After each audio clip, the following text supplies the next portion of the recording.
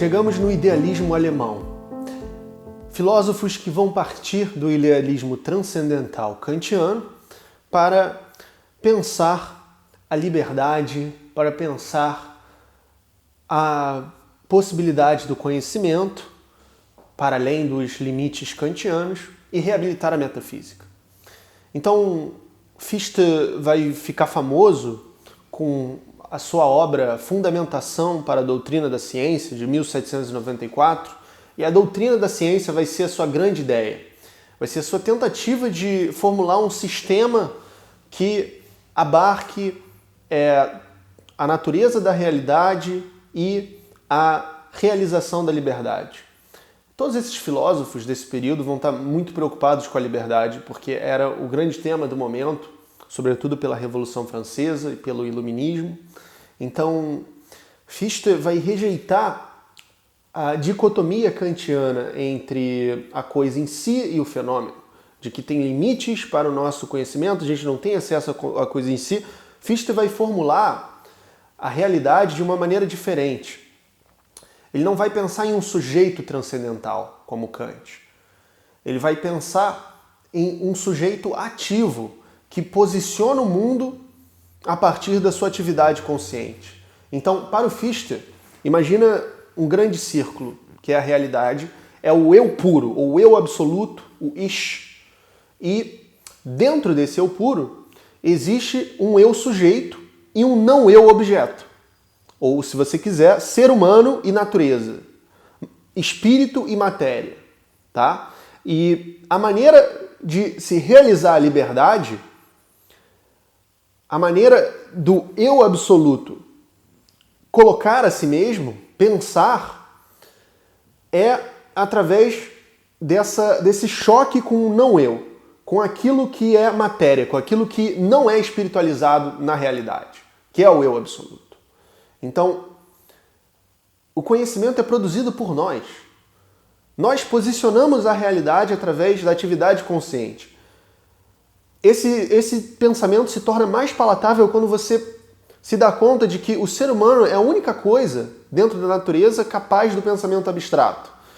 Então, nesse panteísmo comum aos filósofos do idealismo, o ser humano ele tem um papel privilegiado. Ele é a natureza que reflete sobre si mesmo. Então faz sentido quando eles dizem que nós somos aquilo que tem liberdade no mundo onde todo o resto é determinado. E o objetivo é a própria realização da liberdade e nós somos esse agente da realização da liberdade. Então quem vai ter essa grande ideia primeiro vai ser o Fichte.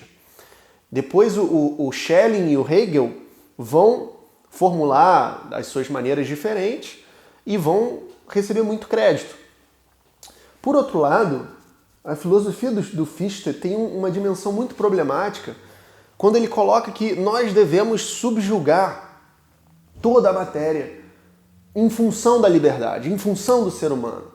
Sobretudo sob a ótica contemporânea, com os problemas ambientais, o aquecimento global e tem algo de predatório nisso. Fichte também era alguém muito preocupado com a unificação da Alemanha, era um cara muito nacionalista. Ele dizia, inclusive, que por ser um alemão quem descobriu isso, o nome da doutrina, do sistema, do saber absoluto, deveria ser em alemão. Ele falou Wissenschaftslehre, né?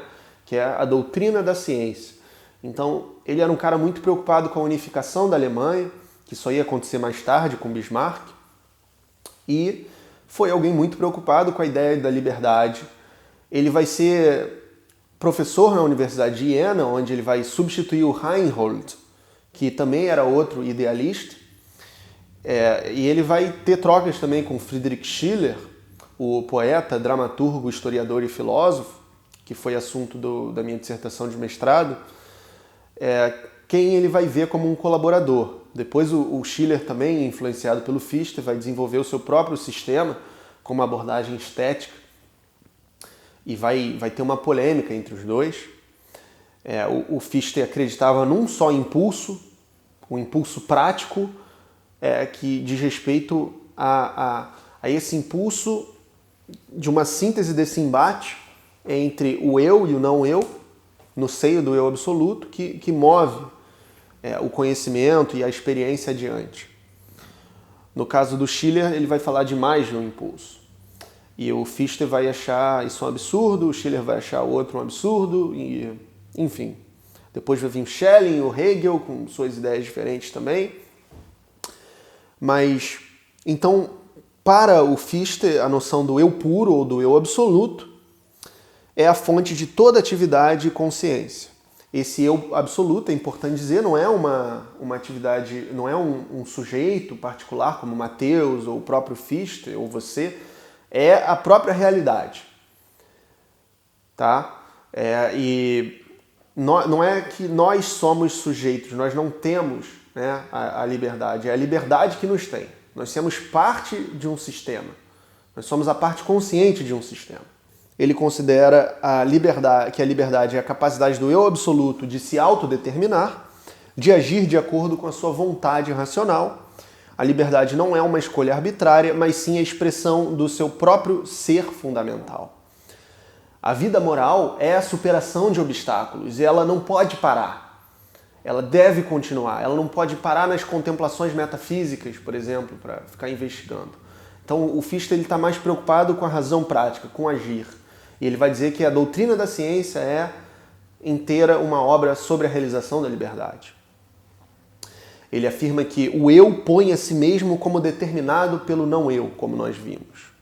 Vontade e natureza, sujeito e objeto, eu e não eu são dois aspectos de um mesmo impulso prático que realiza a liberdade do eu absoluto.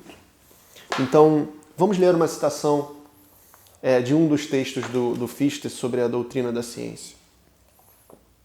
Ele diz: meu impulso, na medida em que sou parte da natureza, minha tendência enquanto espírito puro, pergunta Fichte, são eles impulsos diferentes?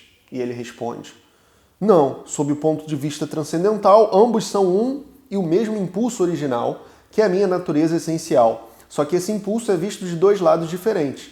Em outras palavras, eu sou o sujeito-objeto e meu ser verdadeiro consiste na identidade e inseparabilidade desses dois aspectos. Se eu me considero como objeto, perfeitamente determinado pelas leis da percepção sensitiva e do pensamento discursivo, então aquilo que é, na realidade, meu único impulso torna-se para mim um impulso natural, pois desse ponto de vista eu próprio sou natureza. Se me observo como sujeito, então esse impulso passa a ser para mim puramente espiritual. Fichte, ele vai dar aula em Iena, como eu disse, até ele ser expulso por acusações de ateísmo a partir de um dos seus textos. Ele vai passar pela Universidade de Berlim também e dar aula, lecionar lá, até a sua credibilidade e fama e seu renome ser ofuscado por aqueles de Schelling e Hegel.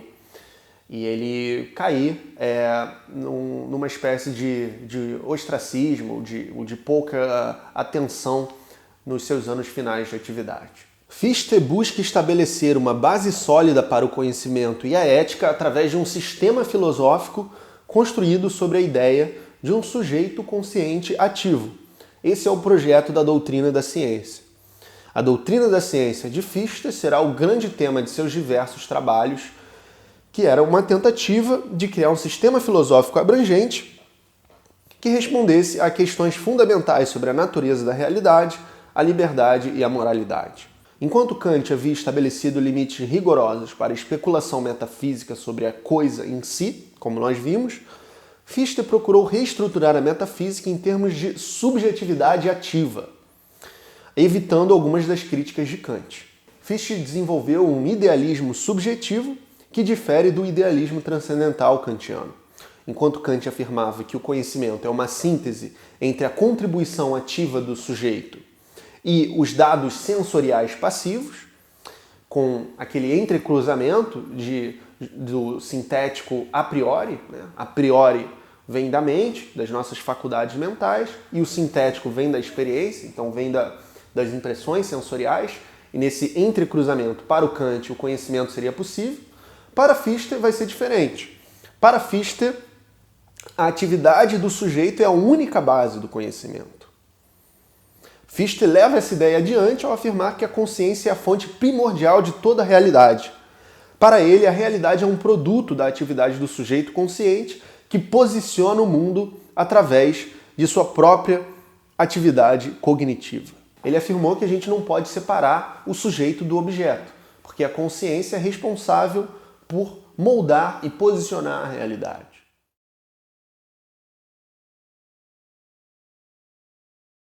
O Educação Filosófica não é só um curso de filosofia, é um curso de filosofia que você precisa para guiar o estudo da sua vida inteira nessa área do conhecimento. Pois ali estão 78 aulas de toda a história da filosofia, todos os grandes filósofos, filósofos menores, que você vai poder sempre revisitar com videoaulas com uma edição impecável, ilustrações, textos. Você vai ter acesso a uma fonte de conhecimento que vai te acrescentar em todas as áreas da sua vida e por um preço totalmente acessível, que pode ser parcelado em 12 vezes e ainda com aulas práticas de como você pode aplicar essas sabedorias nas suas vidas pessoal, relacional e profissional. Nietzsche diz coisas como: viver segundo nossa própria medida e lei, temos de nos responsabilizar pela nossa existência diante de nós mesmos. E mais à frente, ninguém pode construir para ti a ponte sobre a qual precisamente tu deves caminhar acima do rio da vida. Ninguém mais além de ti.